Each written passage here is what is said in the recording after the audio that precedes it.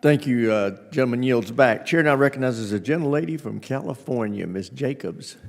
Thank you, Mr. Chairman, and thank you to all of our witnesses for being here.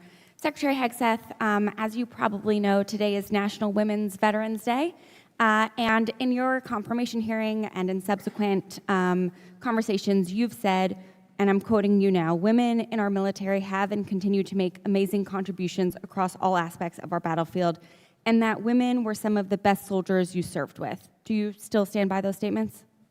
Yes. Great. Thank you. As you probably know, I represent San Diego, the biggest military community in the country, so I meet with countless service members all the time. And with your focus on emphasis and on merit and standards, I wanted to tell you about 3 incredible women in our military. So the first woman is a major responsible for advanced collective warfighting training. Her officer evaluation report rates her as most qualified. And some of the comments included are, and I'm quoting now, she lives the Army values and demonstrates the warrior ethos daily. She rates within the top 5% of officers I've encountered in 18 years of military service. The second woman is an aviator with a record of over 50 combat missions, including deployments to Iraq and Afghanistan. 2 quotes from her most recent fitness report in April include, quoting again, "People excel under her leadership, and she has my strongest possible recommendation for promotion." The third woman is an instructor for an Army ROTC battalion. According to her evaluation report, her overall performance was rated at far exceeds standards, and the comments include, "She is undoubtedly within the top 5% of non-commissioned officers I've worked with in my 22 years of service." Given their stellar qualifications and accomplishments and their record of surpassing standards, I assume that you agree that the Pentagon and the services should do everything they can to retain women like these, correct? I would commend the major, the aviator, and the instructor for their service. Great. I'm glad you agree, because I also believe we should be recruiting and retaining the very best and brightest in our country to serve in the military. And yet, you are actually kicking out these 3 highly qualified service members solely because of their identity. These are trans women. And you are using the very same arguments that have been used against desegregating the military or allowing women to serve or allowing gay people to serve. And in all those cases, those arguments were wrong. So I think it's clear that this is actually not about standards or, and I'm quoting you again, an equal, unwavering, gender-neutral, merit-based system, because if it were, you would be keeping these women in. Instead, you are the one injecting culture wars into the military, and it's at the detriment of our military readiness and national security.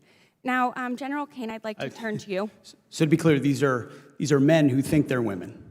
These are women. I'm happy to educate you on, But these are men, on trans and so issues at another what we've time. identified is that there's mental health issues with that belief system. I'd like to turn to that General are Kane detrimental now. to readiness, and that's the determination that we've made and that we stand behind. Gender dysphoria. And so you don't complications. trust your commanding officers to be able to evaluate the people under them to decide if that were true, wouldn't that show up in their fit reps? And yet these fit reps are from the last 3 months, and all of their commanding officers say that they exceed standards.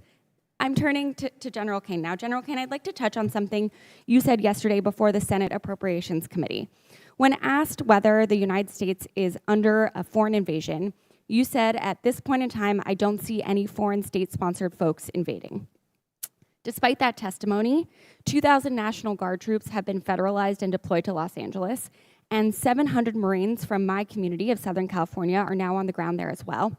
And on Tuesday, President Trump, flanked by hundreds of uniformed troops, said this is the reason they are there. They are there, I'm quoting now, "Generations of Army heroes did not shed their blood on distant shores only to watch our country be destroyed by an invasion." General, have you personally informed the president that according to your own assessment, there is no invasion?